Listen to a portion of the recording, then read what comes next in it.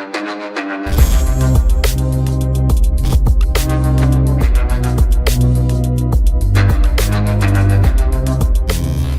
वालेकुम गाइस, कैसे हैं आप। उम्मीद करता हूं कि आप सब खैरियत से होंगे, खुश होंगे और हमारी दुआ है कि आप हमेशा खुश रहें, हंसते और मुस्कुराते रहें। मेरा नाम है रहमान अनवर और मैं हूं मोहम्मद सुहेल और मैं मुजफ्फर इकबाल। और आज हम जिस वीडियो पर रिएक्ट करने जा रहे हैं, इस वीडियो का टाइटल है Pakistan recognised Israel the great geopolitics change. तो चलो सबसे पहले वीडियो देखते हैं, क्योंकि अब ये जो है ना भाई ट्रेंड चल गया है पाकिस्तान में कि हमने इसराइल को एक्सेप्ट कर लिया। तुर्की ने भी किया था, तो हम भी देखते हैं और बाद में देते रिव्यू। तो चलो वीडियो करते हैं शुरू। Hello and I welcome you all to world affairs. मैं हूं Prashant Dhawan. Now recently Israel के प्रेसिडेंट ने ये क्लेम किया है कि इनको एक डेलीगेशन मिलने के लिए आया फ्रॉम पाकिस्तान। यहाँ पर आप देख पाओगे एक मेजर जियोपॉलिटिकल चेंज आई अपने आप में। इजराइल के प्रेसिडेंट ने यह कहा है कि इनको एक डेलीगेशन रिसीव करने के लिए आया ऑफ पाकिस्तानी एक्सपर्ट्स। ये स्टेटमेंट दी है इजराइल के प्रेसिडेंट ने वर्ल्ड इकोनॉमिक फोरम के समिट के दौरान। इन्होंने ये कहा कि पाकिस्तान के जो बड़े बिजनेसमैन हैं ये इनसे मिलने के लिए आए, और उसके अलावा अब इमरान खान ने यहाँ पर यह भी ऐड कर दिया अपनी तरफ से कि पाकिस्तान टीवी के भी कई लोग हैं ये इजराइल के प्रेसिडेंट से मिलने के लिए आए थे। अब ये अपने आप में पहली ऐसी विजिट होगी कई सालों में, क्योंकि आपको पता होगा पाकिस्तान ऑफिशियली इजराइल को एज ए कंट्री एक्सेप्ट करता नहीं है। तो जैसे ही इजराइल के प्रेसिडेंट ने यह क्लेम किया कि पाकिस्तान की तरफ से एक डेलीगेशन आया है इनसे मिलने के लिए, इमरान खान ने यह क्लेम करना स्टार्ट कर दिया है पाकिस्तान में कि अभी के लिए जो करंट गवर्नमेंट है कोई बड़ी बात नहीं है, ये चुपचाप इजराइल को एक्सेप्टेंस दे दे और पाकिस्तान ऑफिशियली इजराइल को एक कंट्री मान ले। मैं चाहता हूं ये जो क्लिपिंग है ये आप देखें। आज एक तस्वीर आई है कि पाकिस्तानी एक डेलीगेशन इजराइल गया, पहली दफा इजराइल गया। उसमें एक पाकिस्तान टेलीविजन में काम करने वाला डेलीगेशन में तनख्वाहदार वो भी शामिल है। तो अब क्या होगा जब अमेरिकनों के गुलाम ऊपर बैठ जाएंगे? ये हर वो काम करेंगे जो अमेरिका से हुक्म आएगा। रूस से सस्ता तेल भी नहीं लेने देंगे। आईएमएफ के कहने पे कीमतें भी बढ़ाएंगे। हिंदुस्तान से समझौता करके कश्मीरियों को बेचेंगे। कश्मीरियों ने जो कुर्बानी दी उसको बेचेंगे। हिंदुस्तान से ये समझौता करेंगे कश्मीरियों के खून के ऊपर। इजराइल को भी ये तस्लीम करने जा रहे हैं। मैं ये देखकर काफ़ी अम्यूज़ होता हूँ कि जब भी इंडिया और इजराइल की बात आती है, इमरान खान की मतलब ऑलमोस्ट आप कह लीजिए आत्मा तड़प जाती है कि बस है इनके साथ बातचीत नहीं करनी।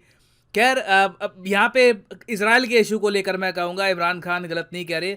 डेफिनेटली यूएस प्रेशर के अंडर, यूएस के इन्फ्लुएंस में पाकिस्तान ने डेलीगेशन भेजा है इजराइल की तरफ, और मेरे हिसाब से यहाँ पर पाकिस्तान की करंट गवर्नमेंट टेस्ट कर रही थी कि डेलीगेशन भेजकर देखते हैं क्या रिएक्शन आएगा। रिलेशनशिप नॉर्मलाइज करना तो बहुत बहुत बड़ा स्टेप होगा, मगर एक डेलीगेशन सेंड करके देखते हैं। डेफिनेटली इमरान खान इस पर बोलेंगे, जनता का रिएक्शन आएगा। टेस्ट करते हैं कि यहाँ पर हो क्या रहा है। अगर रिएक्शन बहुत ज़्यादा अग्रेसिव ना हुआ तो ये धीरे धीरे हो सकता है कि इजराइल को रिकॉग्नाइज भी कर ले as an independent sovereign country. Now Pakistan ये क्यों करना चाहेगा, इमरान खान यहाँ पर क्यों इस बात को लेकर बहुत गुस्सा है, इन डेप्थ डिस्कस करेंगे, क्योंकि डायरेक्टली इसका इम्पैक्ट इंडिया में भी आता है। बहुत कुछ यहाँ पे आपको जानने को मिलेगा, मगर आगे बढ़ने से पहले आपसे क्वेश्चन पूछूंगा। क्वेश्चन यहाँ पर यह है कि अब ये बात ऑफिशियल हो चुकी है, फाइनेंशियल ईयर 2022 में भारत का सबसे बड़ा ट्रेडिंग पार्टनर डिक्लेयर कर दिया जा चुका है। तो आपको बताना है कि फाइनेंशियल ईयर 2022 जो रिसेंटली खत्म हुआ था मार्च 31 को, इस फाइनेंशियल ईयर में भारत का सबसे बड़ा ट्रेडिंग पार्टनर कौन सा देश था। Option A China, option B UAE, option C USA, या फिर option D Japan. Comment section में सब लोग करो आंसर। सही आंसर मैं आपको दूंगा वीडियो के एंड में, और जो लोग सही आंसर करेंगे मैं पूरी कोशिश करूंगा उनकी कमेंट को हार दूं, ताकि बाकी लोग भी समझ पाएं कि सही आंसर यहाँ पर क्या है। अब पहले तो यहाँ पे आप ये क्वेश्चन पूछेंगे, क्या इजराइल के प्रेसिडेंट ने रैंडमली ये बोल दिया कि मुझे ये पाकिस्तान का डेलीगेशन मिलने के लिए आया है? तो इसका आंसर है नहीं। इजराइल के जो प्रेसिडेंट है ये बात कर रहे थे एब्राहम अकॉर्ड के बारे में। एब्राहम अकॉर्ड आपको पता होगा डोनाल्ड ट्रंप का ब्रेन चाइल्ड था। उन्होंने ही इसके अंडर यूएई और सूडान और वेरियस और कंट्रीज है, इन सब कंट्रीज से एक्सेप्टेंस दिलवाई इजराइल को और प्रॉपर डिप्लोमेटिक रिलेशंस स्थापित किए। तो एब्राहम अकॉर्ड की बात करते करते इनके प्रेसिडेंट ने यह कहा कि अभी तो देखिए बहुत से मुस्लिम मेजॉरिटी कंट्रीज हैं, इनके प्रेसिडेंट, इनके डेलीगेशन, इनके फॉरेन मिनिस्टर ये आते रहते हैं, इनसे बातचीत होती है, ये इंटरेस्ट दिखाते हैं, ये भी कहते हैं कि धीरे धीरे ये भी इसराइल के साथ जो रिलेशंस है नॉर्मलाइज करेंगे। ये ऑफ कोर्स इसराइल के लिए काफी अच्छी न्यूज़ है। अब जैसे ही इसराइल के प्रेसिडेंट ने ये सब कहा, इमरान खान ने यहाँ पर यह बोलना स्टार्ट कर दिया कि देखो यूएस का दबाव स्टार्ट हो चुका है और यूएस के दबाव के अंडर जो करंट गवर्नमेंट है लेड बाय शहबाज शरीफ, ये इसराइल को एक्सेप्ट कर लेगी। अब यहाँ पे आप कहेंगे यूएसए का कौन सा दबाव हो गया, इमरान खान ये क्यों कह रहे हैं कि अमेरिका के दबाव के अंडर ये सब होगा। देखिए अब रिसेंटली मैं शॉक था नंबर्स देखकर।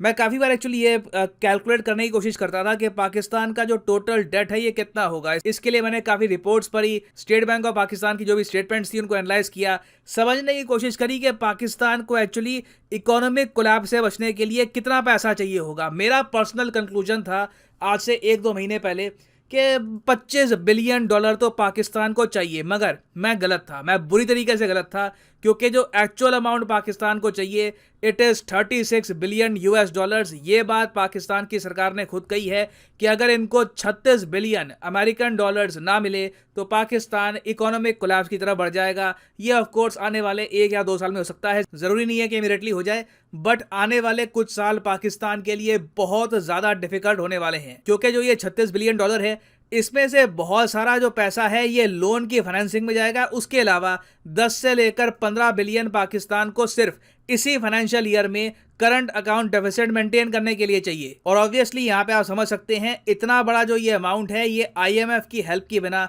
पाकिस्तान रीपे नहीं कर पाएगा दुनिया भर में, और इवेंचुअली पाकिस्तान की करेंसी बहुत ज़्यादा क्रैश कर जाएगी। वेनेजुएला जरा हाल यहाँ पे हो सकता है। तो इसलिए पाकिस्तान आज के समय बात कर रहा है इंटरनेशनल मॉनेटरी फंड से, और ये लोग चाहते हैं कि IMF एडिशनल $6 बिलियन का एक पैकेज अनाउंस कर दे पाकिस्तान के लिए, ताकि कुछ इनको रिस्पाइट मिले। बाकी ऑफ कोर्स बाद में ये UAE के सामने, सऊदी अरेबिया, चाइना के सामने झोली फैलाएंगे, और इनको उम्मीद है कि वहां से इतने बिलियन आ जाएंगे कि पाकिस्तान कोलैप्स नहीं करेगा, इनकी कहानी चलती रहेगी। और IMF एक्चुअली पाकिस्तान की बात मानेगा या नहीं मानेगा, इसके बारे में आपको जानकारी मिल जाएगी जून 2022 में। अगले ही महीने पता लग जाएगा कि क्या पाकिस्तान बचेगा, या फिर अगर IMF ने मना कर दिया then it is game over for Pakistan. Definitely एक बड़े इकोनॉमिक कोलैप्स की तरफ ये देश बढ़ जाएगा। मगर IMF पर जिन कंट्रीज का सबसे ज़्यादा इन्फ्लुएंस है, फॉर एग्जांपल US, ये कह चुकी हैं कि ये बिल्कुल सपोर्ट करेंगे पाकिस्तान की रीबिल्डिंग ऑफ इट्स इकोनॉमी। ये USA के जो ऑफिशियल्स हैं इन्होंने रिसेंटली कहा था, और यहाँ पे आप इमेजिन कर सकते हैं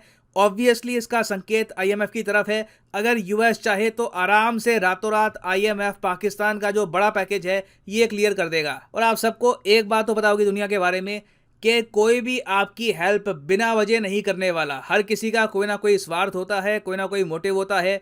USA जैसा देश ऑब्वियसली पाकिस्तान की हेल्प आउट ऑफ काइंडनेस नहीं करेगा। Out of kindness US Ethiopia, Somalia को बचाने के लिए नहीं आया। US वहीं पर जाता है जहां पर इनके इंटरेस्ट इन्वॉल्व होते हैं। तो बिल्कुल USA ने पाकिस्तान को यह बोलना स्टार्ट कर दिया होगा कि आप लोग धीरे धीरे इजराइल के साथ बातचीत स्टार्ट करो, देखो क्या रिस्पॉन्स आता है, क्योंकि US के लिए स्ट्रैटेजिकली बहुत ही बड़ी एक उपलब्धि होगी अगर पाकिस्तान जैसा एक फंडामेंटलिस्ट कंट्री इजराइल को एक्सेप्ट कर लेता है एज एन इंडिपेंडेंट स्टेट। मगर पाकिस्तान की खुद की प्रॉब्लम्स हैं। ये लोग अगर इजराइल को एक्सेप्ट कर लेते हैं एज ए कंट्री, तो इनके मिनिस्टर्स और इनकी सरकार के लोगों ने काफ़ी बार ये कहा है कि फिर बाद में ये कश्मीर का मुद्दा UN में नहीं उठा पाएंगे, क्योंकि पाकिस्तान काफ़ी बार कश्मीर फ़िलिस्तीन का जो इशू है इसको इक्वेट कर चुका है। पाकिस्तान ने काफ़ी बार ये कहा है कि दोनों इश्यूज काफ़ी हद तक सेम ही हैं। तो अगर ये इजराइल के साथ नॉर्मल रिलेशंस एस्टैब्लिश कर देते हैं तो कल को पाकिस्तान US में इंटरनेशनल फोरम में इंडिया की प्रॉपर तरीके से आलोचना नहीं कर पाएगा कश्मीर के इशू को लेकर। और इस पर ओवर द ईयर्स पाकिस्तान में बहुत से ऑथर्स ने लिखा है। फॉर एग्जांपल यहाँ पे आप देख पाओगे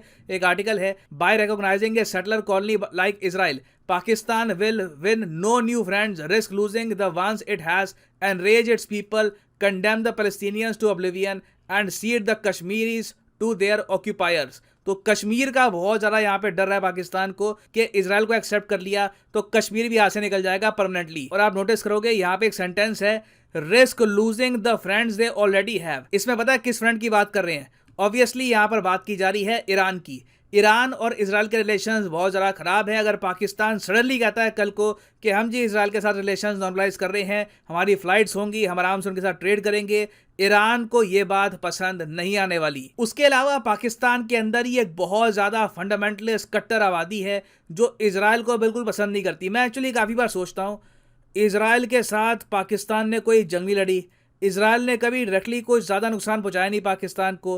टर्की ट्रेड करता है इसराइल के साथ, टर्की इसराइल को एक्सेप्ट करता है एज ए कंट्री, मगर तब भी पाकिस्तान के लोगों में एक आप कह सकते हैं अनएक्सप्लेनेबल हेट्रेड है टुवर्ड्स इसराइल। और जो ये नफरत है आम पाकिस्तानियों के मन में इसराइल के प्रति, लगातार इस पर पॉलिटिक्स खेली जाएगी। इमरान खान बेसिकली यही कर रहे हैं कि ठीक है, अगर करंट गवर्नमेंट इसराइल को एक्सेप्ट करती है तो इमरान खान इसको, इस पूरे मुद्दे को यूज़ करके बहुत सारी जो पाकिस्तान की आबादी है उसको अपनी तरफ कर लेंगे। और यही कारण है कि पाकिस्तान की सरकार ने ये सब डेवलपमेंट देखते हुए रिसेंटली कुछ ही घंटों पहले क्लैरिफिकेशन दी कि इन लोगों ने ऑफिशियली कोई डेलीगेशन नहीं भेजा इसराइल की तरफ। जो डेलीगेशन गया है वहाँ पर बिजनेसमैन है, हो सकता है कि सरकार के कुछ लोग हो, अगर हैं भी तो वो अपनी पर्सनल कैपेसिटी में गए हैं इसराइल में। तो जिस तरीके से इस इशू को लेकर पाकिस्तान में आम लोग गुस्सा है, इमरान खान ने इशू रेज कर लिया है, तो इससे हम डेफिनेटली ये कह सकते हैं कि ना सिर्फ इसराइल और पाकिस्तान के रिलेशंस, इंडिया पाकिस्तान के रिलेशंस भी खराब रहने वाले हैं। और लोग काफ़ी बार कहते हैं कि देखो इंडिया पाकिस्तान के रिलेशंस इंप्रूव हो सकते हैं, बस नेता नहीं मान रहे, लोग तो मिलने को तैयार हैं। I don't really think that is the case. अगर ऐसा केस होता, अगर जेन्युइनली इंडिया के प्रति पाकिस्तान में इतनी हेट्रेड ना होती, तो इमरान खान इंडिया के बेसिस पर, कश्मीर के बेसिस पर इतनी राजनीति ना कर पाते। तो मुझे लगता नहीं है कि करंट पाकिस्तानी गवर्नमेंट अभी इतना बड़ा ये रिस्क उठाएगी और इसराइल को एक्सेप्ट करेगी एज ए कंट्री। और इंडियन पर्सपेक्टिव से आप अगर देखें तो इससे हमको एक क्लियर मैसेज दिखता है कि इंडिया के साथ भी पाकिस्तान ट्रेड आने वाले कई सालों तक रिवाइव नहीं करने वाला, no matter who is in power. और फाइनली वापस आते हैं अपने क्वेश्चन की तरफ कि रिसेंटली कौन सा देश बन गया था इंडिया का largest trading partner financial year 2022 में। तो सही उत्तर इसका है option C, the United States of America. Recently इस पर रिपोर्ट पब्लिश हुई है, यहाँ पे आप देख पाओगे US officially surpasses China as India's biggest trading partner. India US का टोटल ट्रेड लगभग 120 बिलियन डॉलर्स के आसपास है। एंड फाइनली यहाँ पर मैं ये भी ऐड कर दूं कि जो एसएससी और बैंक एग्जाम के कोर्सेज हैं अकेडमी के, इनके प्राइसेस बढ़ने वाले हैं। तो अभी कमेंट सेक्शन में जाओ, यहाँ पे आपको लिंक मिलेगा एसएससी बैंक एग्जाम्स का। फॉर एग्जांपल आप प्रिपेयर कर रहे हैं let's say for bank examinations, click करिए बैंक एग्जाम पर और यहाँ पे आप नोटिस करोगे ये भी लिखा हुआ है कि अगर आप अभी एक कोर्स परचेज करते हैं तो आपको एक्स्ट्रा मंथ्स मिलेंगे। मान लीजिए अगर आप 12 महीने का कोर्स परचेज करते हैं तो 2 महीने एक्स्ट्रा मिलेंगे, तो 12 महीने का कोर्स हो जाएगा 14 मंथ्स का। सिमिलरली जो 24 महीने का कोर्स है ये हो जाएगा 28 महीने का। याद रखिएगा प्राइसेस अप टू 20% बढ़ जाएंगे मई 31 की अंत में रात को 12 बजे। तो जब तक प्राइसेस कम है you can buy this courses by using the code PD10, क्योंकि जैसे ही आप कोड यूज करेंगे the prices will fall a lot. So use the code PD10 and save money. So इसी नोट के साथ ये है वीडियो का अंत। Thank you for listening and as always God bless you all.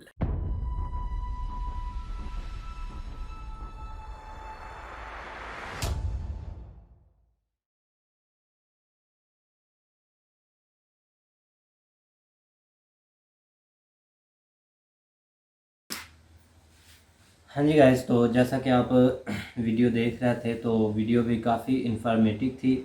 और ये इसराइल को लेकर ये जो इशू है ये भाई अब नेक्स्ट जो हमारा मतलब चूरन है वो भाई इसराइल है, जो कि हर पार्टी ने खेलना है, सारी पार्टियां हैं भाई। आज तो कुछ हमारे उलमा जो है वो स्टार्ट हो गए हैं भाई, इस पर अपना काम स्टार्ट उन्होंने कर दिया है।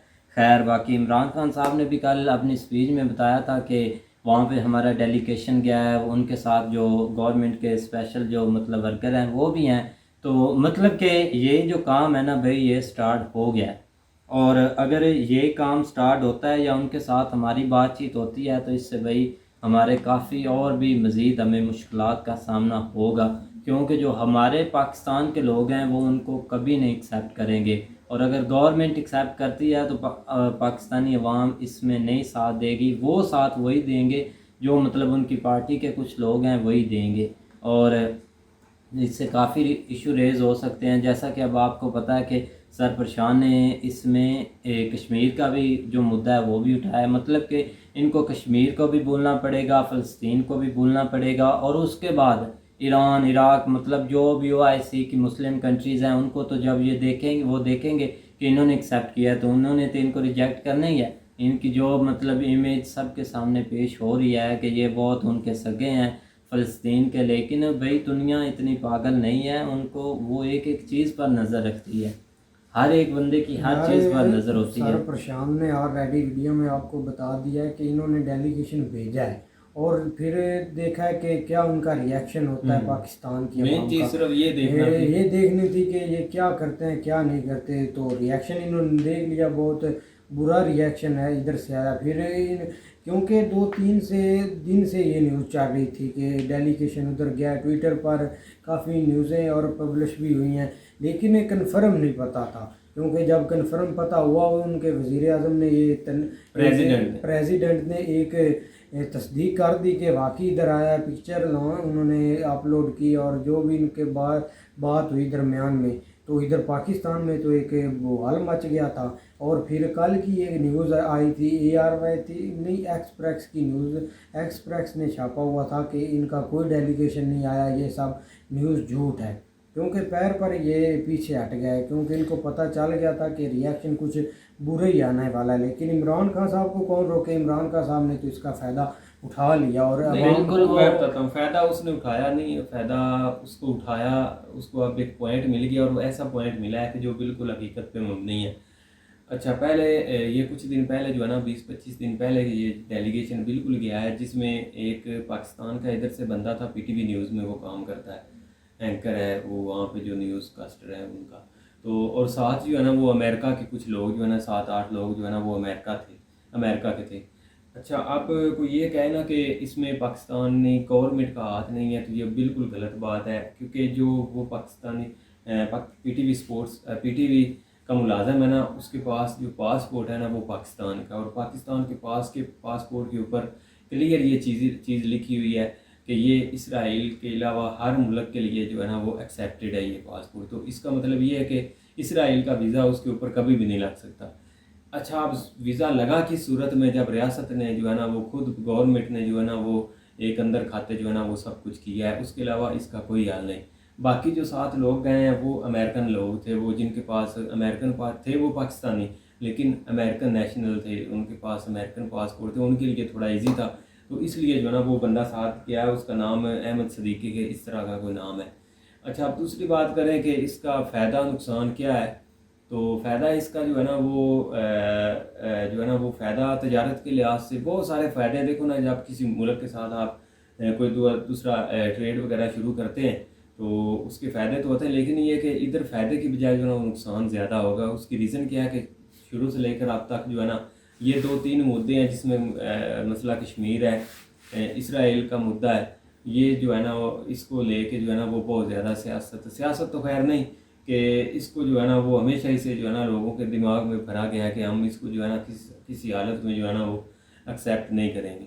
तो अगर ये उन्होंने एक टच बिल्कुल दिया है कि आप देखते हैं कि लोगों का अब रिएक्शन किस तरह होता है, क्योंकि जिस तरह मुल्क के मामला जो है ना वो ख़राब हो रहे हैं, तो मे भी इस तरह कोई कुछ लोग जो है ना वो हमारा साथ दे रहे कि चलो कम अज़ कम आप इस तरह करके जो है ना थोड़ा मामला जो है ना वो सीधा कर ले। तो इसमें कोई शक नहीं है कि इसमें अमेरिका का जो है ना वो बहुत ज़्यादा हाथ है, अमेरिका के ज़रिए ही ये जो है ना वो सब कुछ हो रहा है। अब पता नहीं इसके पीछे आगे जो है ना अमेरिका को पाकिस्तान में क्या इंटरेस्ट है, इतने बड़े बड़े स्टेप जो यहाँ से लिए जा रहे हैं, क्योंकि उसके बगैर, उनकी हेल्प के बगैर, प्लस इधर गवर्नमेंट की हेल्प के बगैर जो है ना वो ये मुमकिन नहीं। तो तहकीक का क्या करना है कि अभी जो है ना वो तकरीबन दोपहर को खबर चल रही थी कि वो जो लड़का या जो सदीकी साहब जो है ना इधर से गए हैं, उसको बर्खास्त कर दिया इन्होंने जॉब से, और उसके ख़िलाफ़ तहकीकात शुरू कर दी है, जिस तरह ये करते हैं कि उसके ख़िलाफ़। लेकिन ये है कि खुद इन्वॉल्वमेंट जो है ना वो ज़रूर है अंदर खाते किसी ना किसी की, जिस वजह से वो बंदा गया है।